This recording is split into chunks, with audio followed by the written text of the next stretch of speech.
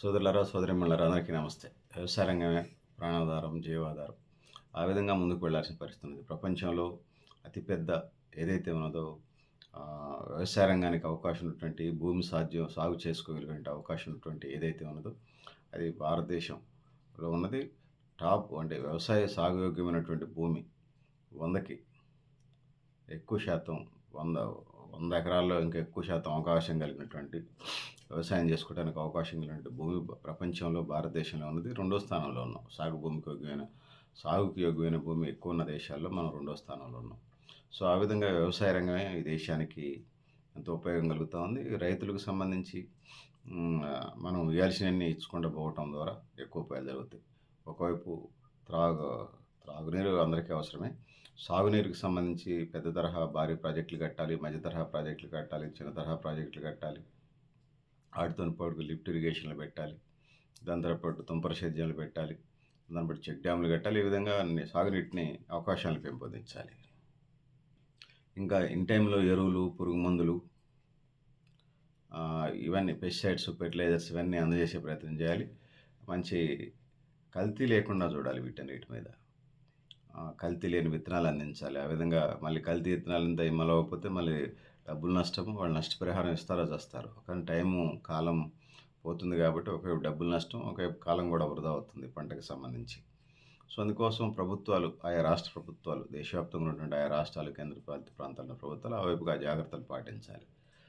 ప్రభుత్వంలో కొన్ని రాష్ట్రాలు మన ఎక్స్పీరియన్స్ వచ్చినప్పుడు ప్రభుత్వంలో ఉన్నటువంటి వాళ్ళే నకిలీ విత్తనాలు, నకిలీ ఎరువులు, నకిలీ పురుగు మందులతో టైప్లై, లేకపోతే వాళ్ళ బంధువులు, మిత్రులు ఇది కావటం, అవినీతికి ఆశ్రిత పక్షపాతానికి అలవాటు పడ్డటువంటి పాలక వర్గాలు బేసికల్గానే రైతుల్ని నష్టపరుస్తున్నటువంటి సందర్భాలు మనం చూస్తూ ఉన్నాం. సో అందుకోసం అది లేనటువంటి ఇదిని చూడాలి. మనం ఇప్పటికీ 100కి 50-60% వ్యవసాయ రంగంలోనే ఆధారపడి జీవిస్తున్నటువంటి నేపథ్యాన్ని మనం చూస్తూ ఉన్నాం. దాంతో పాటుగా ఏదైతే ఉన్నదో జీడిపిలో 1/3 అంటే 20% దాకా వస్తుందని అంటున్నారు. అది నాకు తెలిసి 1/3కు పైగా ఎక్కువ దేశ జీడిపిలో దాని వాటా ఉన్నది వ్యవసాయ రంగానికి సంబంధించి. ఆర్గానిక్ పద్ధతులు కూడా మనం చేయాల్సిన అవసరం ఉన్నది. సో ఇంకా రైతులకు సంబంధించి వచ్చినప్పుడు క్రాప్ ఇన్సూరెన్స్ పెట్టే ప్రయత్నం చేయాలి. ముఖ్యంగా రుణ సదుపాయాలు ఏదైతే ఉన్నదో అది ఇచ్చే ప్రయత్నం చేయాలి. ఎందుకంటే 100కి రూ. 20 కూడా ఇస్తున్నట్టుగా, 20-50 రూపాయలు కూడా అందట్లేదు ప్రభుత్వ బ్యాంకుల నుంచి. వాళ్ళు మళ్ళీ వడ్డీ వ్యాపారస్తుల దగ్గరికి పోతున్నారు. వడ్డీ వ్యాపారస్తుల దగ్గర పోయినప్పుడు పంట రాగానే వాళ్ళు ఒత్తిడి చేస్తూ ఉంటే ఎంతో కొంత కమ్మాల్సి వస్తుంది. మంచి రేటు వచ్చిందాకా వెయిట్ చేసే పరిస్థితి లేదు. ఈ అప్పుల బాధ భరించలేక ఎంతో కొంత కమ్మేస్తున్నారు. ఆ విధంగా కూడా రైతు నష్టపోతున్నాడు. కాబట్టి లోన్ సదుపాయం ఏదైతే ఉందో రైతులకు సంబంధించి ప్రభుత్వమే ఎక్కువ శాతం ఇవ్వగలిగితే, 100కి 100 రూపాయలు ఇవ్వగలిగితే, 100 రూపాయలు అవసరమైతే 100 రూపాయలు ఇవ్వగలిగితే రాబోయే కాలంలో రైతులు వాళ్ళు కొంత రేటు పెరిగినప్పుడు వాళ్ళ పంటలు అమ్ముకోవడానికి ఆస్కారం ఉండదు. క్రాప్ ఇన్సూరెన్స్ మెథడ్స్ పెట్టాలి. అదేవిధంగా ఇందులో ప్రధానంగా ఇంకా ఏమున్నదంటే వాళ్ళకి సంబంధించినటువంటి ఆధునిక వ్యవసాయ పద్ధతుల్ని తీసుకురావాల్సిన అవసరం ఉన్నది. దీంట్లో ప్రజల ఆదాయ మార్గాలు పెరిగే పద్ధతులు ఏదైతే ఉన్నాయో వాటి వైపు అడుగులు వేయాల్సిన అవసరం ఉన్నది. ఇందులో ఆధునిక వ్యవసాయ పద్ధతులు చిరుధాన్యాలు, రాగులు, సజ్జలు, జొన్నలు, కర్రలు, ఈ ప్రజారోగ్యానికి సంబంధించిన పంటలు కూడా పండించాలి. ఇంకా షుగర్ పేషెంట్లు అట్లా ఉంచండి. దాని ప్రికాషన్స్ మనం పండ్ల తోటలను కూడా స్ట్రెంథెన్ చేయడం ద్వారా పౌష్టికాహార స్థాయి పెరుగుతాయి. కాబట్టి ప్రజారోగ్యం కూడా బాగుంటుంది. ఇటు చిరుధాన్యాలని అటు పండ్లు పొలాల తోటలను పెంచడం ద్వారా ఎక్కువ ఉపయోగం జరుగుతుంది. ఆ వైపుగా ఆలోచన చేయాలి. వీటన్నిటితో పాటు రవాణా సౌకర్యాలు, కోల్డ్ స్టోరేజ్లు పెట్టాలి. ఆ విధంగా ముందుకు పోవటం ద్వారా వ్యవసాయం లాభసాటిగా అవుతుంది. ఆ విధంగా స్వదేశీ ఉద్యమాన్ని మనం తీసుకురావాల్సిన అవసరం ఉన్నది. ఆ విధంగా ముందుకు అడుగులు వేయాల్సిన అవసరం ఉన్నది. స్వదేశీ ఉద్యమాన్ని చేయాల్సిన అవసరం ఉన్నది. ఆరోగ్యపరమైనటువంటి ఉత్పత్తులను పెంచాల్సిన అవసరం ఉన్నదని నేను తెలియజేస్తా ఉన్నాను. సో కమతాలకు సంబంధించి గతంలో 300 ఎకరాలు ఉన్న రైతులు 4 తరానికి వచ్చేసరికి 2 కొడుకులు, ఆ రోజుల్లో 4 కొడుకులు ఉంటే 300 ఎకరాలు 4 వాటాలు అవుతుంది. సో ఒకవేళ 120 ఎకరాలు వస్తే తర్వాత మళ్ళీ 4 కొడుకులు ఉన్నారనుకోండి, 120 ఎకరాలు, 300 ఎకరాలు ఉన్నారు, 120 ఎకరాలు 30 ఎకరాలకు వచ్చింది. 3వ తరానికి వచ్చినప్పుడు వాళ్ళకి ఒక 2 పిల్లలు ఉన్నారనుకోండి, 15 ఎకరాలకు వచ్చింది. 4వ తరానికి వచ్చేసరికి 7 ఎకరాలు కూడా లేదు. ఇవన్నీ వాళ్ళు అమ్మకుండా ఉంటేనే మళ్ళీ పొలాలు రైతులుగా అనేక ఆర్థికంగా నష్టపోయి ఇబ్బందులు ఎదుర్కొంటున్నారు. దేశవ్యాప్తంగా ఇంకొకటి 100కి 65-75% దాకా ఆకాశవాయు పంటలాగా ఉంది. వర్షం ఋతుపవనాల మీద, వర్షాల మీద ఆధారపడి ఉన్నది. భూగర్భ వనరులు గూడా జలవనరులు ఏదైతే ఉన్నాయో, జలవనరులు గూడా వ్యవసాయాధారితంగానే గ్రౌండ్ వాటర్ లెవెల్స్ పెరుగుతా ఉన్నాయి. ఇంకోవైపు మనం ఇప్పటిదాకా అనుకునేటువంటి చిన్న తరహా, మధ్య తరహా, భారీ తరహా సాగునీటి ప్రాజెక్టులు వర్షాలొస్తేనే, తుఫాన్లొస్తేనే అవి నిండుతా ఉన్నాయి. సో, 100కి 65-70% ఈ పరిస్థితులు ఉండటం వల్ల వ్యవసాయ రంగం ఆకాశం వైపు చూడటం, దేవుడికి మొక్కటం తప్ప దిక్కొకటి లేకుండా పరిస్థితున్నది. ఇంకొక వైపు అతివృష్టి, అనావృష్టి కూడా రైతుల మీద దెబ్బతీస్తా ఉన్నది. సో, ఒకసారి వర్షం కురిసినా పండేటువంటి జొన్న తరహా పంటలు అలాంటి వంగడాలను తయారు చేయాలి. ముఖ్యంగా అగ్రికల్చర్ సైంటిస్టులకి మీకు దండం నాయన. సైడ్ ఎఫెక్ట్స్ లేని వంగడాలను తయారు చేయండి. ఎందుకంటే మీరు తయారు చేసే కొత్త నూతన వంగడాలు రైతులు మంచిదే అది. కానీ నూతన వంగడాల వల్ల ఇతర రోగాల బారిన పడుతూ ఉన్నారు. నాకున్న ఉద్దేశ్యం చాలామంది ఎక్స్పర్ట్స్ చెప్పేటువంటి మెడికల్ సైన్స్ వాళ్ళు చెప్పేటువంటి రిపోర్ట్ ఏందంటే, మీరు చేసినటువంటి వరి ఉత్పత్తులు, చెరకు ఉత్పత్తులు వల్లనే ఈరోజు భారతదేశం sugar capital of the world అంటున్నారు. నిజంగా అంటే చెరుకును పండించడంలో వరల్డ్‌లో నంబర్ 1గా ఉంటే సంతోషమే. కానీ షుగర్ పేషెంట్స్‌కి నిలయంగా మారుతా ఉంది తెలంగాణ రాష్ట్రం, భారతదేశం. తద్వారా హెల్తీగా ఉండకపోతే, అంటే అనారోగ్యంగా ఉన్నప్పుడు ఎక్కువ ఉత్పత్తిలో పాల్గొనే అవకాశం ఉండదు. అంటే వస్తు సంపద, పంటలు పండించడంలో శక్తి తక్కువ ఉంటుంది కాబట్టి, నూతన వంగడాలు కనుక్కునేటువంటి సైంటిస్టులు వాళ్ళు కనుక్కోగానే పెద్ద నోబెల్ ప్రైజ్‌లు ఇస్తా ఉన్నారు. ఎమ్మటే ఇవ్వొద్దు. లేకపోతే రాష్ట్ర స్థాయిలో, జాతీయ స్థాయిలో ఎమ్మటే షీల్డ్‌లు ఇస్తా ఉన్నారు. అది కొన్ని సంవత్సరాలు, 5 సంవత్సరాలు, 10 సంవత్సరాల తర్వాత అవి ఎట్టుంటే, అవి బాగుంటే తర్వాత ఏమైనా ప్రైజ్‌లు ఇచ్చే పద్ధతి పెట్టండి తప్ప, కనుక్కోంగలోనే వీళ్ళు ఇచ్చేస్తా ఉన్నారు.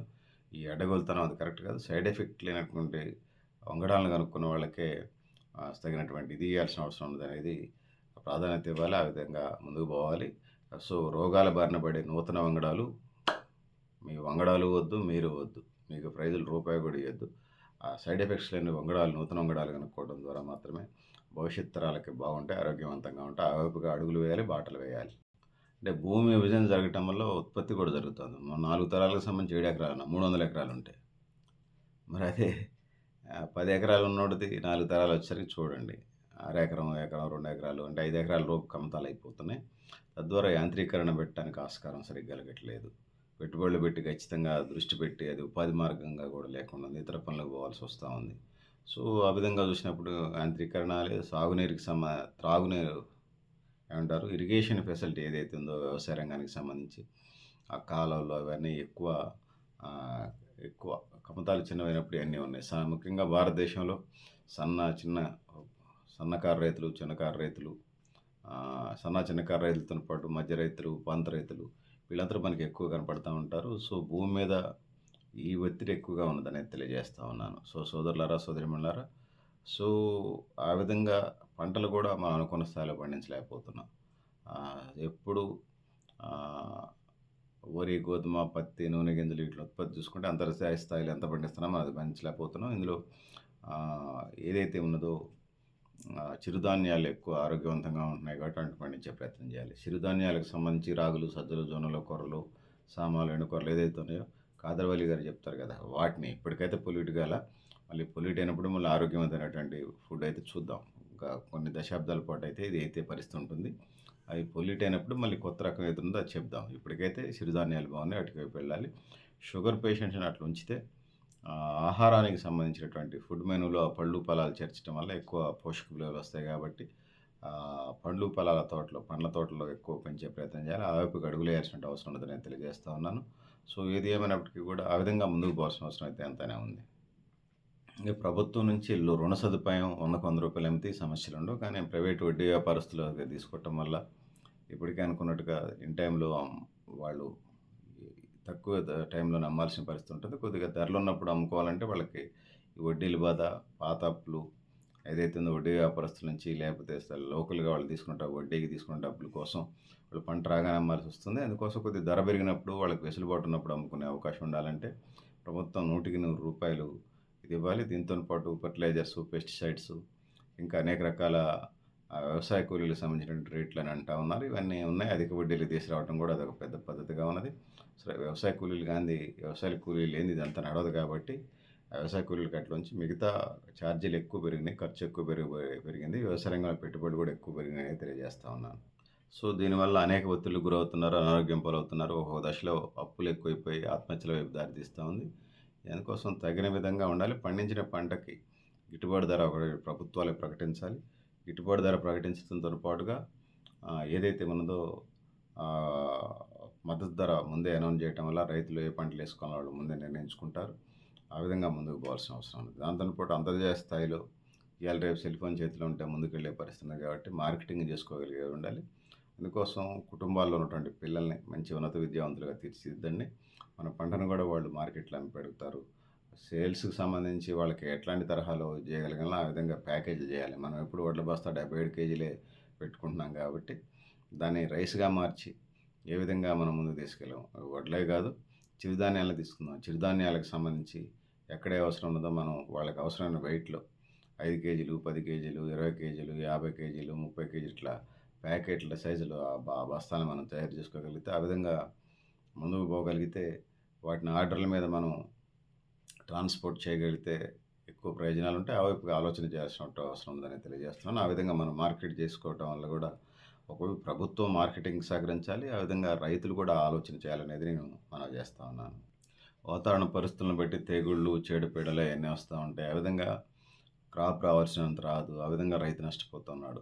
పంట పండినప్పుడు లాభాలు గానీ, మరి లేనప్పుడు ఏదో పరిస్థితులున్నాయి. ఏ విధంగా చూసినా పంట పండినా గూడా ఒక్కోసారి మద్దతు ధర లేక కూడా అట్లా నష్టపోతా ఉన్నాడు. రైతుది ఏ రోజుకి ఆ రోజు ఛాలెంజింగ్‌నే ఉంటది. ఒకవైపు పొలం పనికి వెళ్ళినప్పుడు ఏ తేలు కుడుతుందో, ఏ పాము కుడుతుందో అనే ఒక పరిస్థితి ఉంటే, దాంతోని పాటు అంతకంటే ప్రమాదకరం. పాము కుడితే, తేలు కుడితే హాస్పిటల్‌కి వెళ్తే ట్రీట్మెంట్ ఉంటుంది. కానీ రైతుకు సంబంధించి కనీస మద్దతు ధర లేనప్పుడు అప్పుల పాలవుతా ఉన్నాడు. దీనికి ట్రీట్మెంట్ లేదు. ప్రభుత్వాలు ఆలోచన చేసి కనీస మద్దతు ధర ఇవ్వటం ద్వారా మాత్రమే ఇదంతా పరిష్కారం జరుగుతుంది. గ్రామీణ ప్రాంతాలు స్వయం సమృద్ధి వైపు అడుగులు వేయాలంటే, ఆ విధంగా సరైన నిర్ణయాలు తీసుకోవాలనేది మనవి చేస్తా ఉన్నాను. నీటి కొరత ఉన్న ప్రాంతాల్లో, ఎడారి ప్రాంతాల్లో పండించే పంటలు కూడా ఉంటాయి. ఆ వైపుగా ఆలోచన చేయాలి. ఆ విధంగా ముందుకు పోవాలని మనవి చేస్తా ఉన్నాను. సో, ఇరిగేషన్‌కి ఎన్ని అవకాశాలుంటే ఉచిత కరెంట్ ఇవ్వండి, బోర్‌లకి సంబంధించి లోన్‌లు ఇవ్వండి, బోర్‌లు ఏపించుకునే పెద్దండి, డ్రిప్ ఇరిగేషన్ పెట్టండి, చిన్న, మధ్య తరహా భారీ ప్రాజెక్టులు పెట్టండి. సో, ఆ విధంగా ఎంత సాధ్యమైతే అంత ఎక్కువ పెట్టే ప్రయత్నం చేయండి. ఆ విధంగా రైతులకు సాగునీరుకి సంబంధించింది ఎరువులు, విత్తనాలు, పురుగు మందులు వాటికి సంబంధించి కల్తీ లేనివి ఉండే విధంగా చూడండి.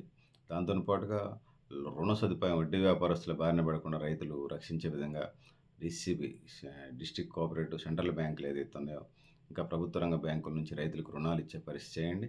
ఆ విధంగా ముందుకు పోవాల్సిన అవసరం ఉందని తెలియజేస్తా ఉన్నాను.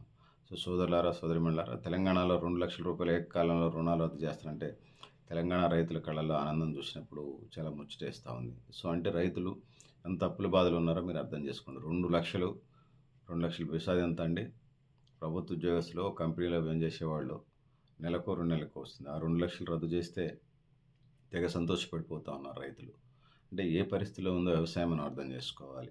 దీన్ని మనం బలోపేతం చేయాల్సినటువంటి అవసరం ఉన్నది. ఏదైతే ఉన్నదో రుణమాఫీ చేస్తా ఉన్నారు. రైతులు రుణాల నుంచి బయటపడైపోయాలి. అదేవిధంగా కొత్త రుణాలు ఇచ్చి వాళ్ళని ఆదుకునే వ్యవసాయ రంగాన్ని స్ట్రెంథెన్ చేసుకోవాలి. నిజంగా డబ్బులు మరిన్ని ఉంటే ప్రతిసారి బ్యాంకులో వడ్డీకి ఎవడు తెచ్చుకోడు. ఏ రైతు కూడా ఎవరు తెచ్చుకోరు. సో, అందుకోసం ఆ వైపుగా మనం అడుగులు వేయాల్సిన అవసరం ఉన్నది. ఆ విధంగా ముందుకు పోవాలి. సో, ఎడ్డెంటాయిలు ఎట్లా అంటే ఒక రూపాయికైనా మనం తీసుకున్నప్పుడు బొమ్మ, బొరుసు ఎలా ఉంటాయో ప్రభుత్వాలు చేయటంతో పాటు రైతులు కూడా మార్కెటింగ్ పద్ధతుల్ని మనం స్ట్రెంథెన్ చేసుకోవాల్సిన అవసరం ఉన్నది. ఆన్‌లైన్ మార్కెటింగ్ విక్రయాలు చేసే స్థాయికి మనం రావాల్సిన అవసరం ఉన్నది. అందుకు లోకల్‌గా ఉన్న నిరుద్యోగులు ఎవరైతే ఉన్నారో ఆ వైపుగా పంటల్ని ఎక్కడ డిమాండ్ ఉన్నదో ఆన్‌లైన్‌లో చూసి అక్కడికి ఆ బ్యాగుల ద్వారా ఇప్పటికే అనుకున్నట్టుగా చిరుధాన్యాల డిమాండ్ ఉందనుకోండి 5 కేజీలు, 10 కేజీలు, 15 కేజీలు, 20 కేజీలు, 30 కేజీలు, 40 కేజీలు, 50 కేజీలు బ్యాగుల్ని మనం కుట్టించుకోవచ్చు. అది బ్రహ్మ విద్య ఏం కాదు. కుట్టేస్తారు. మన బస్తాలు కుట్టినట్టు కుట్టేసేయున్నాయి. అది పెద్ద బ్రహ్మ విద్య ఏం కాదు. లేకపోతే ఎక్కడైతే ఇవి దొరుకుతున్నాయో అవి తెచ్చుకోగలిగితే, వాటిల్లో ప్యాక్ చేసి మనం ఆన్‌లైన్ ద్వారా విక్రయాలు మనం జరపగలిగితే ఎక్కువ రైతులకు ఇంకెక్కువ ఆదాయం సోర్స్ కనపడతా ఉంది. మధ్య దళారీలు ఎక్కువొచ్చేసి ఆ విధంగా చేస్తా ఉన్నారు. ఒక రైతు మొక్కజొన్న పంట పండించినప్పుడు ఒక కంకి పట్టుమని రూ. 2 కూడా పడినటువంటి నేపథ్యం చూస్తా ఉన్నాం. కానీ మామూలుగా ఒక కంకి విడిగా అమ్మినప్పుడు రూ. 20కి ఉడకబెట్టిన కంకి రూ. 30కి అమ్ముతున్నటువంటి పరిస్థితిని చూస్తా ఉన్నాం. అసలు మధ్య చిరు వ్యాపారులు అట్లుంచండి. మధ్య దళారీలు ఇట్లా దోచుకుంటున్నారని చెప్పడమే నాకు ఉద్దేశం తప్పితే చిరు వ్యాపారుల జోలికి నేను వెళ్ళట్లేదు. వాళ్ళు పాపం పట్టుకూడు కోసం చేస్తుంటారు. ఇప్పుడు ధాన్యం గానీ, పత్తి గానీ, మిర్చి గానీ అడుగులుగా తక్కువ రేట్లకు కొంటున్న పరిస్థితిని చూస్తున్నాం. తర్వాత వాళ్ళు రేట్లు పెరిగినప్పుడు అమ్ముకుంటా ఉన్నారు. అందుకోసం వడ్డీ వ్యాపారస్తులు భయం లేకపోతే వాళ్ళు రైతులు అక్కడ స్టోర్ పెట్టుకుంటారు. ముఖ్యంగా కొన్ని మిర్చి లాంటి కోల్డ్ స్టోరేజ్‌లో పెట్టాలి. పండ్లు, కూరగాయలు లాంటి కోల్డ్ స్టోరేజ్‌లు కొత్తయి కట్టాలి. ఆ విధంగా వ్యవసాయ రంగాన్ని స్ట్రెంథెన్ చేయటం వల్ల రైతు బాగుంటాడు. ఆ విధంగా ముందుకు పోవడానికి ఆస్కారం ఉంటది. ఆ వైపు అడుగులు వేయాలి. ఆ విధంగా ముందుకు పోవాలని తెలియజేస్తా ఉన్నాను. సో, వ్యవసాయం లాభసాటి అయ్యే విధంగా అంటే అటు ప్రభుత్వం, ఇటు రైతులు కూడా క్రియాశీలమైన పద్ధతుల్లో సృజనాత్మకత కలిగినటువంటి మార్కెటింగ్ మనం చేయగలిగితే ఏ పంటల డిమాండ్ ఉందో ఆ విధంగా ముందుకు పోవాల్సిన అవసరం ఉంది. ముఖ్యంగా దేశంలో ఉత్పత్తి జరుగుతా ఉంది. మన దేశానికి సరిపడా విదేశాలకి సపోజ్ మామిడి పండ్లు మన దగ్గర బాగా పండుతున్నాయి. పండని దేశాలకి మనం ఎక్స్‌పోర్ట్ చేయగలిగితే ఎక్కువ ఆదాయ మార్గాలొస్తాయి. సో, అట్లా అన్ని పంటలకు సంబంధించి మన దగ్గర మిగులు పంటలు ఏమైతే ఉన్నాయో వాటిని విదేశాలకు మనం ఎక్స్‌పోర్ట్ చేసే ఒక విధానాన్ని మన గవర్నమెంట్‌లు మాట్లాడగలిగితే ఎంత ఉపయోగం జరుగుతది. మిర్చికి సంబంధించి తక్కువ రేట్ ఉందన్నప్పుడు కేంద్ర ప్రభుత్వ అధికారులు కదులుతారండి. అసలు దాదాపు అప్పటికి రైతుకి అంతా 100కి 70% అమ్ముడుపోయి ఉంటది. 30% మంది రైతుల దగ్గర కూడా ఉండదు ఆ మిర్చి. అప్పుడు వాళ్ళు చర్చలు చేపడితే నిజ రైతులకి ఎక్కడ లాభం జరుగుతుంది. ఇంకా కౌలు రైతులది అది వేరే సమస్య. వాళ్ళకైతే మరి వాళ్ళ పరిస్థితి వర్ణనాతీతం. చాలా దీనావస్థగా ఉంటుంది. ఇక ఆత్మహత్యలు కూడా కౌలు రైతుల్లోనే ఎక్కువ ఉంటున్నాయి. సో, అందుకోసం ముందే మా దేశంలో అంటే ఒక అంచనా ఉంటుంది గదా! మీకు గ్రామ స్థాయి నుంచి ఢిల్లీ స్థాయి దాకా నెట్‌వర్క్ ఉన్నది. గ్రామ కార్యదర్శులున్నారు. రెవెన్యూకి సంబంధించినోళ్ళు. అగ్రికల్చర్ ఆఫీసర్లున్నారు. ఏ పంట ఎంతుంది? ఎంతొస్తది? సుమారుగా ఎస్టిమేషన్స్ ఏయొచ్చు. అది పెద్ద బ్రహ్మ విజయం గాదు. దాన్ని బట్టి ముందే మాట్లాడుకొనుంటే వచ్చిన దాంట్లో అతివృష్టి, అనావృష్టి సమస్యలు అదనంగా ఉన్నాయి. సో, మన దేశ అవసరాలు పోను అనేది ముందే వాళ్ళతోని డీల్ చేయగలిగితే ఎక్స్‌పోర్ట్స్‌ని మనం పెంచుకోగలిగినోళ్ళం అవుతాం. ఆ విధంగా విదేశీ మారద్రవ్యం వస్తే మన రైతులు కూడా స్ట్రెంథెన్ కావడానికి ఆస్కారం ఉంటది. బహుముఖమైనటువంటి ఆలోచనల ద్వారా భారతీయ రైతుల క్రాప్ పంటలు ఏదైతే ఉన్నాయో వాటిని మార్కెటింగ్ చేయగలిగితే స్వదేశీ రైతు ఎక్కువ ప్రయోజనాలతోని ముందుకు పోయే అవకాశం ఉంటది. ఆ విధంగా వ్యవసాయం అంటేనే దండగ నుంచి వ్యవసాయం అంటే పండగ వైపు అడుగులు వేయకపోతే మనం అంతరిక్షంలోకి వెళ్ళినా, లేకపోతే ఇతర గ్రహాల మీద ఇల్లు కట్టుకున్నా వ్యవసాయం లేనిది అక్కడ మానవ మనుగడ కష్టం. మనం ఆహారం అక్కడి నుంచే తినాలి. అక్కడి నుంచి దాని నుంచి జీవించాలి. ఆహారము, నీళ్ళనేది మన జీవితంలో భాగం కాబట్టి ఆ విధంగా ముందుకు అడుగులు వేయాలి. సో, మిత్రులారా, సోదరీసోదరులారా, మీరు కూడా మీ అభిప్రాయాల్ని కామెంట్ బాక్స్‌లో రాయండి. నేను Garidepalli Satyanarayana, new Lakshya organisation. Thank you. Thank you one and all.